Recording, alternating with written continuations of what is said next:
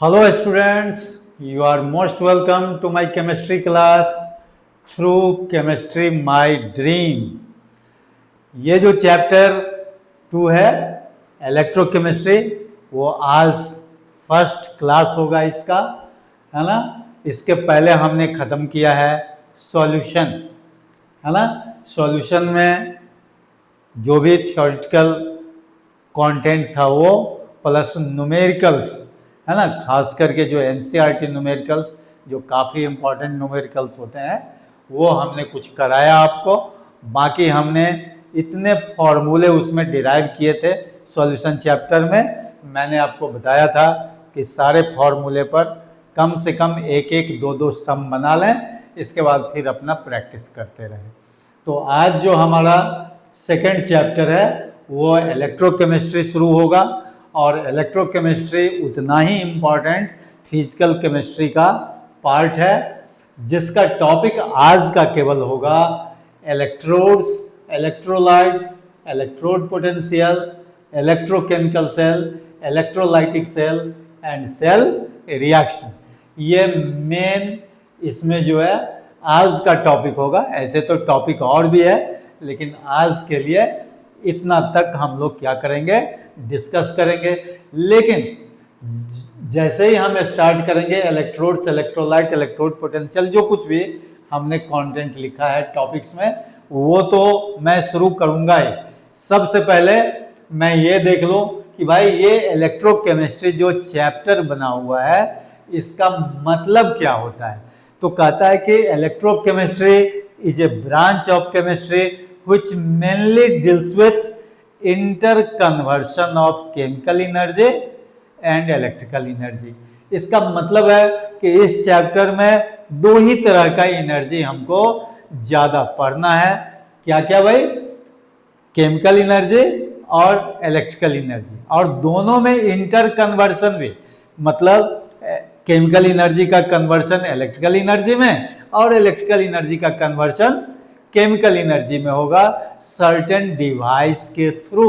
और देखिए उस डिवाइस का नाम भी लिखा हुआ है, इलेक्ट्रोकेमिकल सेल और इलेक्ट्रोलाइटिक सेल। ये दोनों ही सेल का काम है केमिकल एनर्जी और इलेक्ट्रिकल एनर्जी का इंटर कन्वर्शन करना।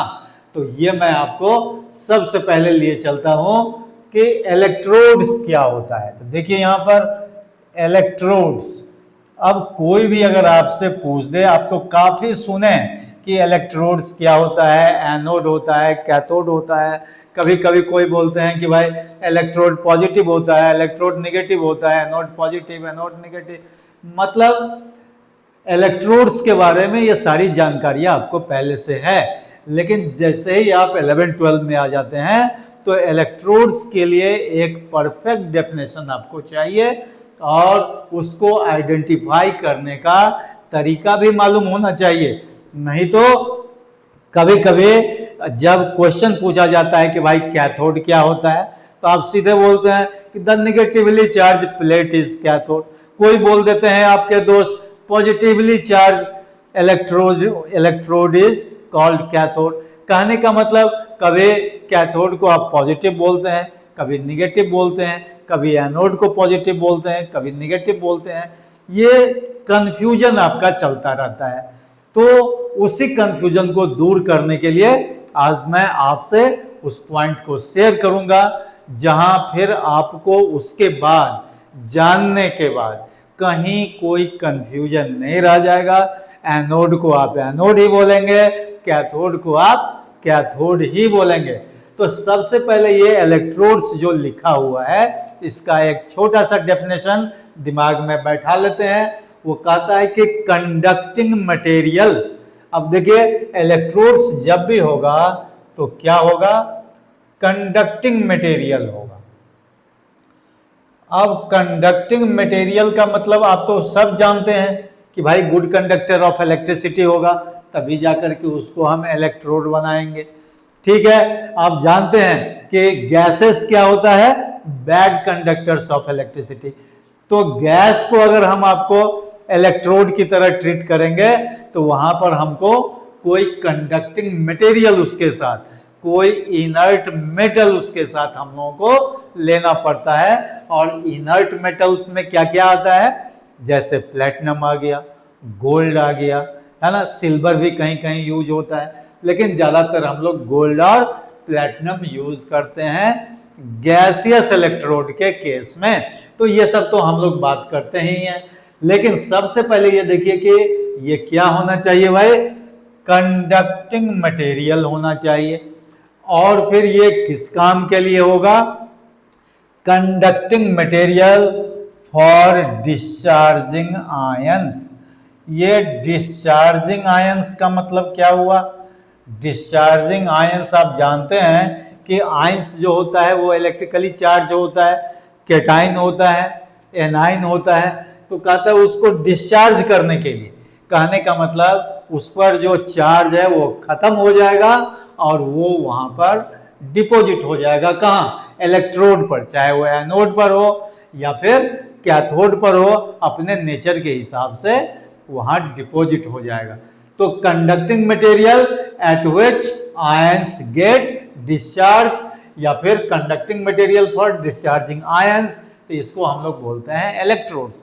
अब कहता है कि ये इलेक्ट्रोड दो तरह का होता है, इसी इलेक्ट्रोड को हम लोग दो तरह से डिवाइड करेंगे, और पहला नाम होगा एनोड का, है ना। और एनोड को हम लोग कैसे डिफाइन करेंगे, तो कहता है the electrode at which oxidation takes place.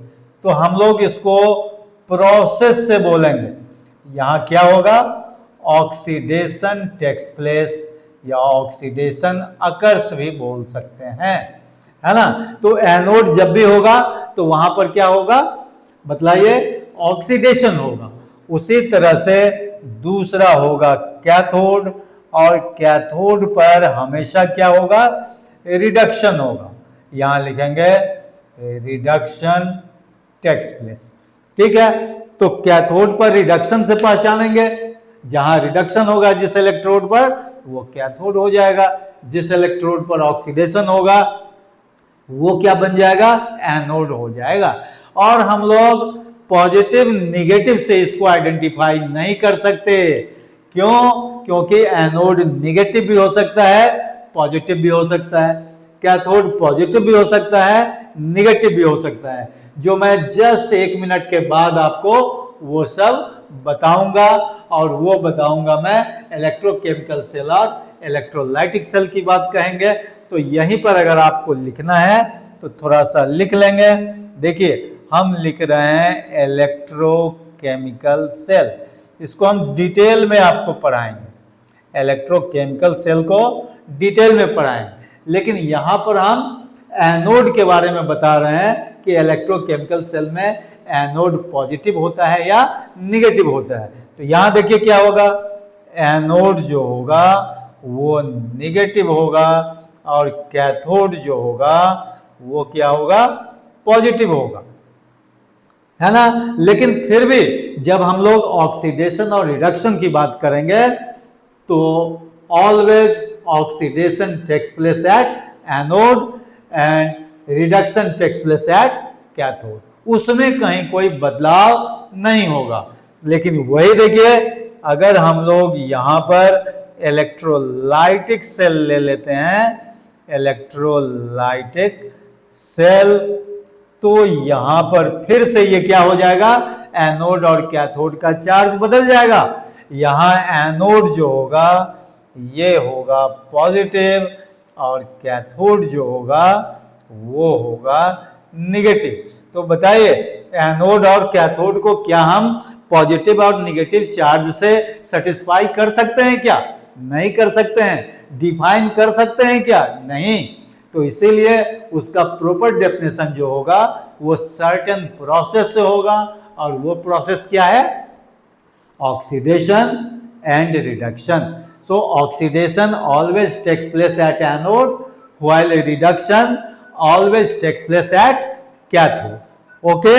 So in this way we use, है ना, anode and cathode in terms of what, oxidation and reduction. अब इसमें कहीं कोई प्रॉब्लम होने की बात नहीं है। तो इस तरह से ये इलेक्ट्रोड का डेफिनेशन हो गया। ठीक है, इलेक्ट्रोकेमिकल सेल और इलेक्ट्रोलाइटिक सेल में हम आगे सब कुछ पढ़ेंगे, जहां पर आपको पता चलेगा कि इलेक्ट्रोकेमिकल सेल में एनोड निगेटिव होता है, कैथोड पॉजिटिव होता है। इलेक्ट्रोलाइटिक सेल में एनोड ही पॉजिटिव होता है, कैथोड निगेटिव होता है। वो तो ठीक है, वो हम कनेक्ट करेंगे, वो आपको पता लग जाएगा कनेक्शन से कौन पॉजिटिव कौन निगेटिव। लेकिन जब भी हम लोग ऑक्सीडेशन रिडक्शन की बात करेंगे तो उसमें कहीं कोई बदलाव नहीं, एनोड पर हमेशा ऑक्सीडेशन होगा और कैथोड पर हमेशा रिडक्शन होगा। तो चलिए हम लोग जो है इलेक्ट्रोड्स से आगे बढ़ करके अब हम लोग इलेक्ट्रोलाइट पर आते हैं। और ये जो इलेक्ट्रोलाइट है, ये अब देखना है कि ये आपका ये सुना हुआ है कि नहीं। ऐसे इलेक्ट्रोलाइट्स जो होते हैं वो आप जानते हैं कि ये आयंस को देते हैं, है ना, आयंस प्रोड्यूस करते हैं, कैटाइंस एंड एनाइंस। तो कहता है कि electrolyte is the chemical substance which furnishes ions either in aqueous solution और इन मोल्टेन स्टेट। इसका अपना जो है थ्योरेटिकल डेफिनेशन ये हम लोग देते हैं। तो जनरली ये जो इलेक्ट्रोलाइट्स होते हैं वो इलेक्ट्रोवैलेंट कंपाउंड्स होते हैं। क्या होते हैं? इलेक्ट्रोवैलेंट, और इसी का दूसरा नाम है आयोनिक कंपाउंड्स। तो ये आयनिक कंपाउंड्स अगर आप 11 में आ गए तो काफी पढ़ेंगे, 10 तक तो कम पढ़ते हैं। आप जानते हैं electrovalent compound is formed by the combination of cations and anion या by transfer of valence electron from one atom to other atom या मेटल टू नॉन मेटल। आप क्लास 10 लेवल में पढ़े होंगे। 11 में केमिकल बॉन्डिंग में आप डिटेल में पढ़ेंगे इलेक्ट्रोवैलेंट बॉन्ड और इलेक्ट्रोवैलेंट कंपाउंड। तो हमारे पास में ढेर सारे इलेक्ट्रोवैलेंट कंपाउंड्स होंगे and all electrovalent compounds are taken as electrolytes. ठीक है, तो electrolytes have tendency to furnish or to give ions either in their aqueous solution or in their molten state। ठीक है, तो वो इलेक्ट्रोलाइट हो गए। तो यहां मैंने एक सिंगल एग्जांपल दिया, ये all electrovalent compounds are taken as electrolyte, है ना। अब उसमें जो है इलेक्ट्रोवैलेंट कंपाउंड तो आप जानते ही हैं कि जितने कैटाइंस और एनाइन से कंपाउंड बनेंगे जिसका बेसिक नेम जो है इनऑर्गेनिक कंपाउंड नाम दिया गया है। तो almost all inorganic compounds are taken as electrolytes because they are at the same time electrovalent compounds और आयनिक कंपाउंड्स। ठीक है, तो ये इलेक्ट्रोलाइट हो गए। इसके बाद जो हम लोग आते हैं, देखिए यहाँ इलेक्ट्रोड पोटेंशियल। लेकिन इलेक्ट्रोड पोटेंशियल से पहले हम लोग देखेंगे इलेक्ट्रोड रिएक्शन। जो अभी अभी इलेक्ट्रोड पढ़े थे वो देखेंगे इलेक्ट्रोड रिएक्शन। अब कहता है कि ये जो इलेक्ट्रोड रिएक्शन है, पहले हम लोग इलेक्ट्रोड देख लिए फिर इलेक्ट्रोड रिएक्शन देखेंगे। तो देखिए जनरल इलेक्ट्रोड रिएक्शन ये क्या होता है। कहता है कि कोई भी मेटल जो है जनरली सॉलिड फॉर्म में होता है, तो आप मेटल सॉलिड ले लिए, ये कोई मेटल है। ठीक है, और कहता है कि अगर ये अपने आयंस के कांटेक्ट में रहेंगे तो ये बन जाएंगे metal ion in aqueous solution. Generally हम लोग जो भी इलेक्ट्रोवैलेंट कंपाउंड होंगे वो क्या होंगे, वो वाटर सॉल्युबल होते हैं, है ना, क्योंकि पोलर कंपाउंड होते हैं। वो सारा प्रॉपर्टीज में आप पढ़े होंगे या फिर पढ़ेंगे भी। और प्लस यहाँ पर दे दीजिए एन इलेक्ट्रॉन। तो आप जानते हैं कि जितना इलेक्ट्रॉन लॉस होगा उतना ही यहाँ पर पॉजिटिव चार्ज होगा। और तो हम लोग यहाँ पर लिख सकते हैं कि ये फॉरवर्ड रिएक्शन जो है ऑक्सीडेशन है और बैकवर्ड रिएक्शन जो है ये रिडक्शन है। इसको अगर हम डायग्राम के थ्रू बनाएं, है ना, कोई अगर हम डायग्राम दे दें तो देखिए डायग्राम सिंपली हम लोग इस तरह से ड्रॉ कर देंगे। ये कोई कंटेनर ले लिए और कंटेनर में जो है हम लोगों ने कोई इलेक्ट्रोलाइट ले लिया। अब जैसे सपोज कीजिए कि यहाँ पर अगर आपने मेटल के लिए M लिया तो ये क्या हो जाएगा, Mn प्लस एक्वस हो जाएगा। ठीक है, तो इसको हम लोग क्या बोलेंगे, एक सिंगल इलेक्ट्रोड बोलेंगे, या चाहे कहीं कहीं पर हाफ सेल भी बोला जाता है ना। तो सिंगल इलेक्ट्रोड और इसका दूसरा नाम जो है वो क्या है, हाफ सेल। ठीक है, तो इसी तरह से जितना भी हमारे पास में मेटल है सबका हम लोग इलेक्ट्रोड आसानी से बना सकते हैं। अब जैसे मान लीजिए जिंक रहेगा, तो आप ये कंटेनर ले लीजिए और यहाँ पर जिंक का एक रॉड ले लीजिए और यहाँ जिंक का कोई इलेक्ट्रोलाइट ले लीजिए। सपोज कीजिए यहाँ पर हम ZnSO4 एक्वस ले लें, जिसमें क्या होगा, Zn2+ होगा। इसी में क्या बनेगा, Zn2+ एक्वस हो जाएगा, है ना। तो देखिए zinc in contact with Zn2+, तो इस तरह से ये तो इलेक्ट्रोड रिएक्शन हो गया। तो अब अगर Zn के लिए वो देंगे रिएक्शन तो क्या हो जाएगा, देखिए इस तरह से हो जाएगा, Zn2+ + 2 इलेक्ट्रॉन। होगा कि नहीं होगा, बिल्कुल होगा इसकी तरह। तो ऊपर का पार्ट जो है ये ऑक्सीडेशन को शो करेगा और नीचे का पार्ट जो है ये रिडक्शन को शो करेगा।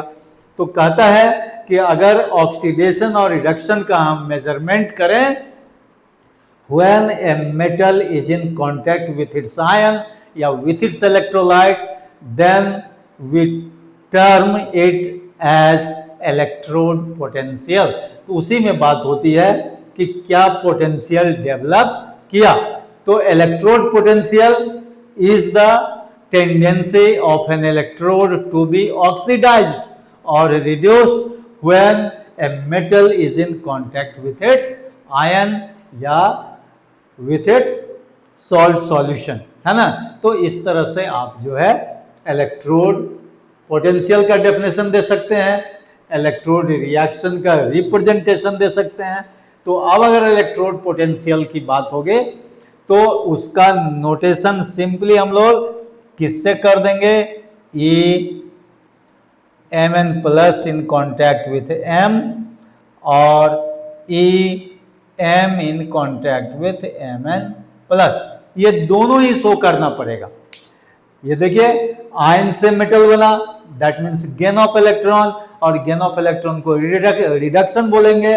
तो ये जो है रिडक्शन इलेक्ट्रोड पोटेंशियल के नाम से जाना जाएगा। किस नाम से जाना जाएगा, रिडक्शन इलेक्ट्रोड पोटेंशियल, है ना। और ये जो है मेटल से मेटल आयन बना, इसीलिए इसको हम लोग बोलेंगे ऑक्सीडेशन इलेक्ट्रोड पोटेंशियल बोलेंगे। ठीक है, तो ये जो है एनोड हो जाएगा और ये जो पार्ट होगा वो कैथोड हो जाएगा। ठीक है, तो इसको हम लोग रिडक्शन इलेक्ट्रोड पोटेंशियल का मतलब हुआ the potential associated with what, cathode, क्योंकि कैथोड पर क्या होता है, रिडक्शन होता है, तो उसको हम लोग रिडक्शन इलेक्ट्रोड पोटेंशियल बोलेंगे।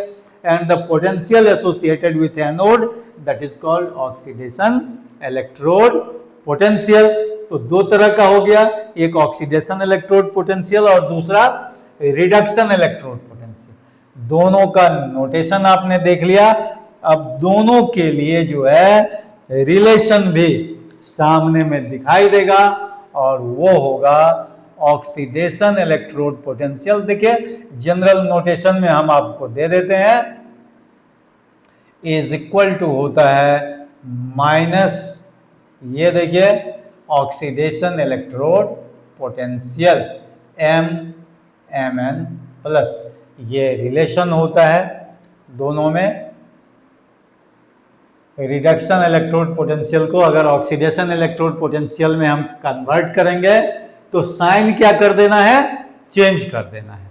अगर माइनस रहेगा तो प्लस हो जाएगा, अब प्लस रहेगा तो माइनस हो जाएगा, यही दोनों में रिलेशन है। अब जैसे मान लीजिए कोई अगर एग्जाम्पल लेना हो आपको तो ECU2+Cu, देखिए इसका वैल्यू अगर हम मान लीजिए स्टैंडर्ड फॉर्म में लेते हैं तो स्टैंडर्ड फॉर्म और विदाउट स्टैंडर्ड दोनों में फर्क क्या है, कुछ नहीं, बस सिर्फ जो है ये 298 केल्विन ले लेते हैं और 1 atm प्रेशर लेते हैं। इसकी चर्चा आगे भी होगी कि हम कैसे स्टैंडर्ड इलेक्ट्रोड पोटेंशियल किसी मेटल का निकालेंगे, वो आपको मैं बता दूंगा। तो अगर स्टैंडर्ड फॉर्म में ये हम ले लें और इसका वैल्यू अगर होगा 0.34 वोल्ट मान लीजिए, तो अगर आपसे कोई पूछे कि E0 Cu2 प्लस का वैल्यू क्या होगा, तो इस फॉर्मूला से हम लोग क्या करेंगे, माइनस हो जाएगा। ये प्लस है तो इसका वैल्यू माइनस हो जाएगा, 0.34 वोल्ट हो जाएगा। तो इसमें कहीं कोई परेशानी की बात नहीं है, केवल कॉन्सेप्ट क्लियर होना चाहिए। तो रिडक्शन इलेक्ट्रोड पोटेंशियल वैल्यू जो होगा वो ऑक्सीडेशन इलेक्ट्रोड पोटेंशियल वैल्यू के उसी इलेक्ट्रोड के लिए इक्वल होगा, लेकिन क्या होगा, साइन ऑपोजिट होगा। एक पॉजिटिव होगा तो दूसरा निगेटिव होगा, ये दिमाग में रखना होगा। तो इस तरह से ये इलेक्ट्रोड पोटेंशियल हो गया, इलेक्ट्रोड पोटेंशियल का नोटेशन हो गया। लेकिन अब अगर कहता है कि हमने अगर एनोड और कैथोड अलग अलग ले लिया और दोनों को अगर हमने कनेक्ट कर दिया, है ना, एक सर्टेन कंडीशंस के साथ, तो वो क्या बन जाएगा, इलेक्ट्रोकेमिकल सेल बन जाएगा। अब जैसे देखिए यहीं पर हम अगर दो कंटेनर ले लें, जिसको इनडायरेक्ट रिडॉक्स रिएक्शन के भी नाम से हम लोग जानेंगे, यहाँ पर हम लोग ले लें M1 और ये जो सॉल्यूशन है ये ले लेते हैं हम लोग M1 N प्लस एक्वस, ठीक है। ये ले लेते हैं M2, मतलब कोई दूसरा मेटल है ये, है ना, M2 ले लेते हैं और इसको भी हम लोग किसी इलेक्ट्रोलाइट के कांटेक्ट में रख दें और वो इलेक्ट्रोलाइट का कांटेक्ट क्या होगा, M2N प्लस एक्वस होगा, ठीक है। दो इलेक्ट्रोड हो गया, देख रहे हैं आप। अब दोनों को हम लोग क्या करते हैं, वोल्ट मीटर से कनेक्ट कर देते हैं और यहाँ जो है एडजस्ट कर देते हैं। इसके बाद हम लोग एक सॉल्ट ब्रिज यूज करते हैं। देखिए यहाँ पर इसका नाम होगा सॉल्ट ब्रिज, और ये सॉल्ट ब्रिज जो है कहता है कि इसका जो कंपोनेंट होता है आइदर KCl होगा और KNO3 होगा या अमोनियम नाइट्रेट होगा। इन अगर सॉल्यूशन, अगर इसी में दो बार लिखा जाता है, अगर सॉल्यूशन, ठीक है। तो ये सॉल्ट ब्रिज का क्या काम होता है, वो अलग से क्वेश्चन पूछता है कि what are the functions of salt bridge. ये एक अलग से क्वेश्चन बनता है जिसका आंसर हम आपको बाद में देंगे। क्वेश्चन आंसर जब बताएंगे सॉल्ट ब्रिज पर तब होगा। अभी आपको सिंबॉलिकली हम बतलाते हैं कि ये इन्वर्टेड ग्लास ट्यूब होता है, यू शेप्ड, देख रहे हैं आप, है ना, जो क्या करता है, आयन सप्लाई करता है। क्या करता है, सुटेबल नंबर ऑफ आयंस भेजता है एनोडिक कंपार्टमेंट को और कैथोडिक कंपार्टमेंट को। तो ये एनोडिक कंपार्टमेंट हुआ एनोड और ये कैथोडिक कंपार्टमेंट ये कैथोड होता है, ठीक है। और ये जो है ये निगेटिवली चार्ज ये पार्ट हो जाता है। कैसे ये निगेटिवली चार्ज होगा वो मैं आपको बताऊंगा। और ये जो होगा ये सब पॉजिटिवली चार्ज होता है इस पर, है ना। इस तरह से पोटेंशियल एराइज होता है। तो आप जानते हैं कि फ्लो ऑफ इलेक्ट्रॉन इधर होता है ना। ये फ्लो ऑफ इलेक्ट्रॉन है फ्रॉम एनोड टू कैथोड। तो ये एनोड है और ये आपका यहाँ पर कैथोड है। तो कैथोड पॉजिटिव चार्ज यहाँ आप देख ही रहे हैं और एनोड यहाँ पर क्या है, निगेटिव है। ये बिल्कुल ही आपको पता चल रहा है। तो ऐसा क्यों होता है ये मैं आपको बता दूं कि यहाँ M1 जो है वो क्या करता है, इस एक्वस सॉल्यूशन में वो डिसॉल्व करता है बाय रिलीजिंग इट्स इलेक्ट्रॉन, और उसमें क्या होता है कि वो आयंस बनाता है। अभी अभी हम लिखेंगे, वो रिएक्शन लिखेंगे, और वो रिमेनिंग इलेक्ट्रॉन्स जो है वो फिर से अट्रैक्टेड होकर के कहाँ पर चला आता है, इस रॉड के चारों तरफ आ जाता है। This becomes negatively charge. तो यहां से जो इलेक्ट्रॉन है वो फ्लो जो है करता है फ्रॉम एनोड टू कैथोड, और इलेक्ट्रिक करंट कन्वेंशनली जो है वो इलेक्ट्रिक करंट जो होगा वो किधर से किधर फ्लो करेगा बताइए, फ्रॉम कैथोड टू एनोड करेगा। तो ये सारा क्वेश्चन जो है सब दिया हुआ है एनसीईआरटी में। तो अगर इसका हम रिएक्शन लिखते हैं तो यहां लिखेंगे एनोड रिएक्शन। तो बताइए एनोड रिएक्शन के लिए क्या होगा, M1 से क्या मिला, M1 N+ मिला by loss of 1 N electron, तो ये हो जाता है ऑक्सीडेशन। और आप जानते हैं कि लॉस ऑफ इलेक्ट्रॉन को हम लोग क्या बोलते हैं, ऑक्सीडेशन बोलते हैं। तो oxidation takes place at anode. उसी तरह से यहां पर कैथोड रिएक्शन लिखेंगे, और कैथोड रिएक्शन के लिए क्या देंगे, देखिए यहां पर M2 जो है ना, ये N+ plus Ne gain of electron होगा, और ये बन जाएगा M2, और ये क्या हो जाएगा, गेन ऑफ इलेक्ट्रॉन को क्या बोलते हैं, reduction, and reduction takes place at cathode. अब इस दोनों को अगर हम ऐड कर दें तो यहां लिख देंगे एडिंग वी गेट, बोलिए एडिशन के बाद क्या मिलेगा, M1 प्लस M2 N+, और ये इलेक्ट्रॉन कैंसिल हो जाएगा, क्योंकि same number of electron loss और same number of electron gain, तो दोनों क्या हो जाएगा, कैंसिल हो जाएगा, और इधर मिल जाएगा M1 N+ प्लस M2 मिलेगा, और इसको हम लोग बोलेंगे सेल रिएक्शन। तो बताइए क्या क्या चीज हो गई हम लोगों का, ये कंप्लीट इलेक्ट्रोकेमिकल सेल हो गया, तो इसको हम लोग इलेक्ट्रोकेमिकल सेल बोलेंगे, इलेक्ट्रोकेमिकल सेल।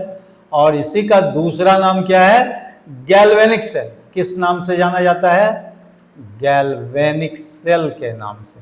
तो जितने भी इलेक्ट्रोकेमिकल सेल होंगे सब के सब गैल्वेनिक सेल के भी नाम से जाने जाएंगे, जिसमें एनोड लेफ्ट में होगा, कैथोड राइट में होगा। ठीक है, आपको बताएंगे कि कैसे हम किसी इलेक्ट्रोड को एनोड बोलेंगे, कैसे किसी इलेक्ट्रोड को कैथोड बोलेंगे।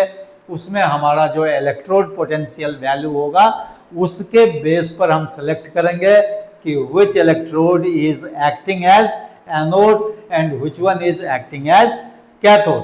तो मैं आपको बता दूं कि ये जो कैथोड जो हम लोग सेलेक्ट करेंगे उसका इलेक्ट्रोड पोटेंशियल वैल्यू या स्टैंडर्ड इलेक्ट्रोड पोटेंशियल वैल्यू ज़्यादा होगा, और एनोड उसको सेलेक्ट करेंगे जिसका स्टैंडर्ड इलेक्ट्रोड पोटेंशियल वैल्यू कम होगा। और स्टैंडर्ड इलेक्ट्रोड पोटेंशियल वैल्यू को जनरली हम लोग standard reduction electrode potential value बोलते हैं, जो मैं आपको धीरे धीरे वो भी अलग से जानकारी दे दूंगा। जैसे हमने लिखा था electrode potential and standard electrode potential, तो जब भी स्टैंडर्ड इलेक्ट्रोड पोटेंशियल की बात होती है तो हम आपको बताए हुए हैं कि उसके लिए कंडीशन है 298 केल्विन एंड 180 एम प्रेशर, उस पर वो स्टैंडर्ड हो जाता है वो इलेक्ट्रोड पोटेंशियल, तो उसका नाम स्टैंडर्ड इलेक्ट्रोड पोटेंशियल हो जाता है। तो खैर उसका नोटेशन तो मैंने आपको बताया है। ये फिलहाल क्या हो गया, इलेक्ट्रोकेमिकल सेल का डायग्रामेटिकल रिप्रेजेंटेशन हुआ। ये एनोड रिएक्शन हुआ, ये कैथोड रिएक्शन हुआ, और जैसे ही एनोड रिएक्शन और कैथोड रिएक्शन को ऐड कर देंगे तो वो क्या बन जाएगा, सेल रिएक्शन हो जाएगा।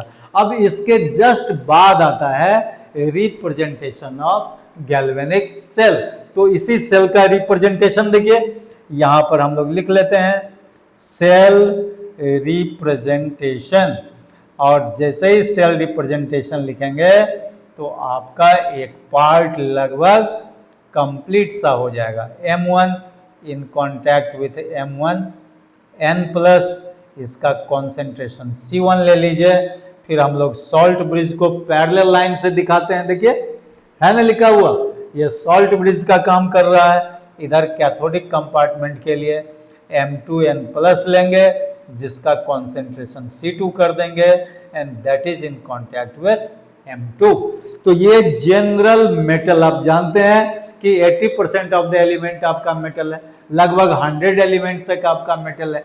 किसी भी मेटल का आप इलेक्ट्रोड बना लीजिए और दो मेटल सेलेक्ट कर लीजिए, उसको कनेक्ट कर दीजिए सॉल्ट ब्रिज से, क्या बन जाएगा? सेल बन जाएगा, गैल्वेनिक सेल बन जाएगा। लेकिन क्या है कि 12 के बुक में हार्डली आपका 8-10 मेटल को लेकर के जो है सेल बना दिया और उसी से अपना क्वेश्चन जो है बार बार पूछ रहा है। तो वो तो मैं 10 मेटल आपको दूंगा ही, लेकिन 10 के अलावे जो हमारे पास में 80 to 90 मेटल्स और है, तो क्या वो ऐसे ही देखने के लिए है क्या?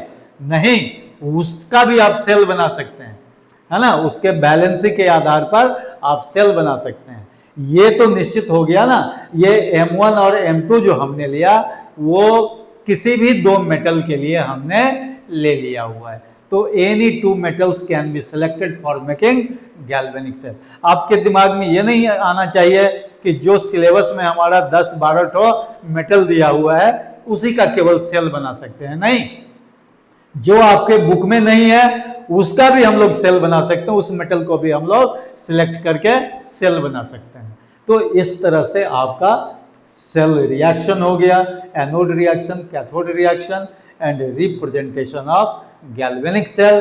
तो ये जो आपका इलेक्ट्रोलाइटिक सेल है ये तो खैर डिटेल में आपको पढ़ाएंगे, that converts electrical energy into chemical energy. लेकिन देखिए यही जो इलेक्ट्रोकेमिकल सेल है जो अभी अभी पढ़े हैं वो केमिकल एनर्जी को इलेक्ट्रिकल एनर्जी में कन्वर्ट करता है।